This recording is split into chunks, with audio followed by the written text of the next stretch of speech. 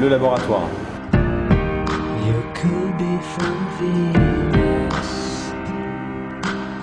Bonjour Yann. Bonjour.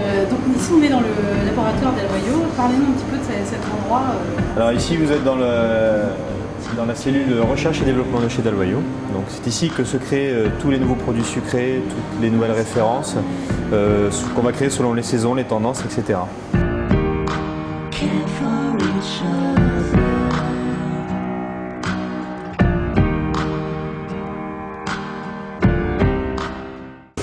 La préparation.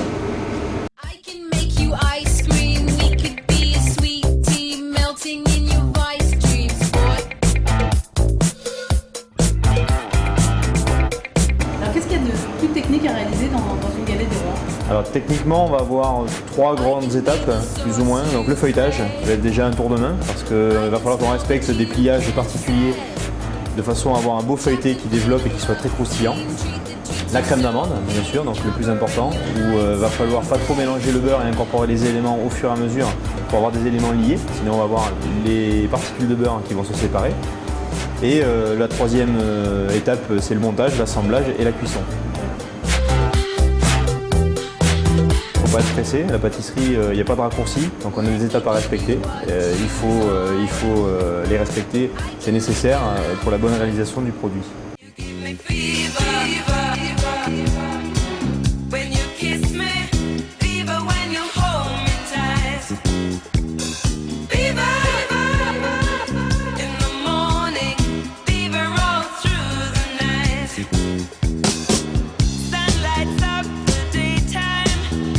Qu'est-ce qui va déterminer la tendance du moment? C'est-à-dire là, par exemple, l'orange. Alors si vous voulez, quand on travaille dans un cursus de création pour la collection des fêtes, la collection des fêtes étant axée sur la lumière, l'or et la lumière, on a travaillé toute une collection. L'épiphanie étant un peu la suite logique, quand moi je me suis inspiré de cette collection, je me suis dit quel est l'ingrédient qui fait penser à la chaleur, à un côté lumineux, un côté avec de l'éclat.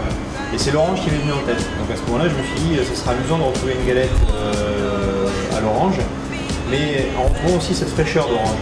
Donc associé avec le côté confit de l'orange qui est très gourmand, très onctueux en bouche, et puis d'ajouter après cuisson, lors de la dégustation, des segments d'orange fraîche dessus, qui va donner un peu de fraîcheur, un petit peu de gourmandise en même temps à cette galette.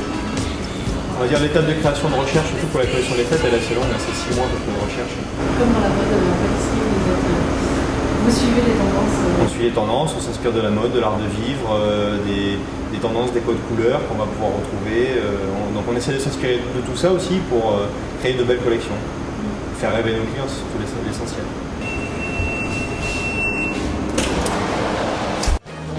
I wake up with the sunrise.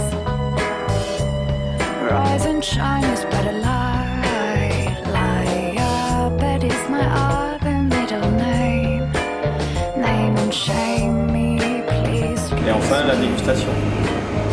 C'est un produit très gourmand, c'est un produit que j'ai très vite aimé, parce que on a la gourmandise de la poudre d'amande, de beurre, le feuilletage, c'est très agréable. Donc, je m'en souviens, ouais, c'était il y a bien longtemps déjà.